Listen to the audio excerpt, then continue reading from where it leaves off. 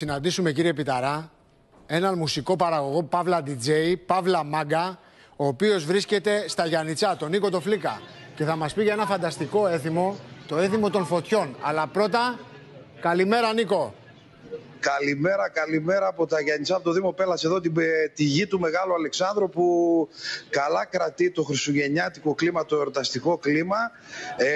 Χθες το βράδυ είχαμε και το έθιμο με τις φωτιές, ένα αρχαίο ελληνικό βυζαντινό έθιμο, το οποίο πραγματικά ήταν εντυπωσιακό. Ανάψανε φωτιές, ζεστάθηκε πραγματικά η κάθε γειτονιά εδώ στα Γιαννιτσά και στα χωριά.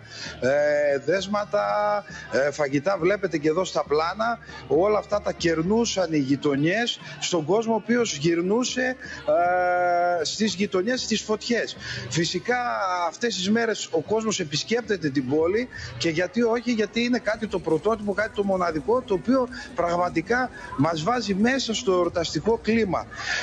Εμένα μου αρέσει το έθιμο που έχετε εκεί στην περιοχή με τους μωμόγερους. Αυτό το πολύ ωραίο, το ποντιακό, αυτό το λαϊκό δρόμενο.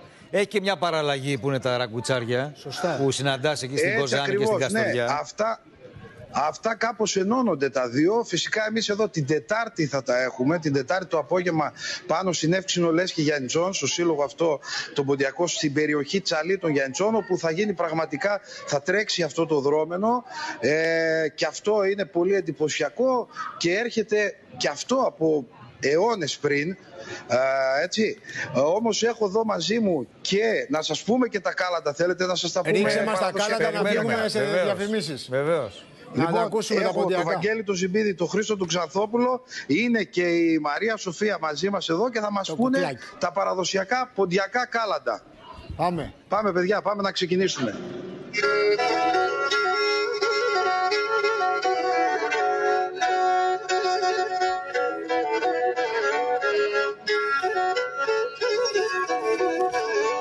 Χριστουγεννιάτικη χαρά στον κόσμο, θα καλή ώρα, καλή σημέρα, θα καλό παιδί νόψε γεννέται. Όψε γεννέθεν ουρανός τάχθεν, τον εγέννεσεν η Παναία, τον ανέστεσεν η Παρθένος. Έρθαν τη Χριστού τα παλικάρα και θυμίζνε τον νοικοκύρη, νοικοκύρη και βασιλέα. Υπέροχα. Λοιπόν, Νίκο, χρόνια πολλά στα υπέροχα Γιαννιτσά, χρόνια πολλά στη Βόρειο Ελλάδα, να είσαστε όλοι καλά, πάντα χαρές. Χρόνια πολλά. Καλή χρονιά σε όλους. Όλα τα καλά να έχετε, υγεία. Ευχαριστούμε πολύ. Πάμε διαφημίσεις. Πάμε διαφημίσεις, έλα. Λοιπόν, ο λόγος σε εσάς, κύριε Πιταρά. Σε μένα, εγώ θα τις πω τις διαφημίσεις.